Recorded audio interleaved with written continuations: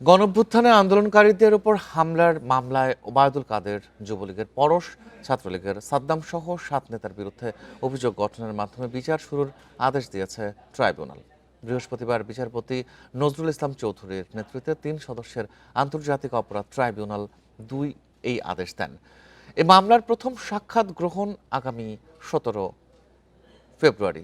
7 আসামির সবাই পলাতক বলে জানিয়েছে প্রসিকিউশন। ওবায়দুল কাদের ছাড়া অন্য আসামিরা হলেন আওয়ামী লীগের যুগ্ম সাধারণ সম্পাদক আ.ফ.ম.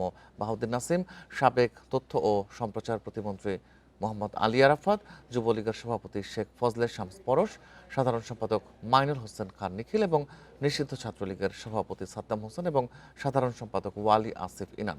আসামিদের বিরুদ্ধে আন্দোলনকারীদের হত্যার পরিকল্পনা, নির্দেশ, উস্কানি ও বাস্তবায়নের নেতৃত্বের সুনির্দিষ্ট 3টি অভিযোগ এনেছে প্রসিকিউশন। যে অভিযোগ আজকে ট্রাইব্যুনাল গঠন করলেন সেই অভিযোগ প্রমাণ করার জন্য প্রসিকিউশনের কাছে অকাট্য দলিল রয়েছে, যেটা ডকুমেন্টারি এভিডেন্স, যেটা ভিডিও অ্যান্ড অডিও এভিডেন্স এবং মৌখিক সাক্ষী আমাদের কাছে আছে, যেটা আমরা 17 তারিখে ট্রাইব্যুনালে উপস্থাপন করব এবং আমরা আশা করছি যে প্রসিকিউশন সন্দেহাতীতভাবে এই অভিযোগ প্রমাণ করতে সক্ষম হবে।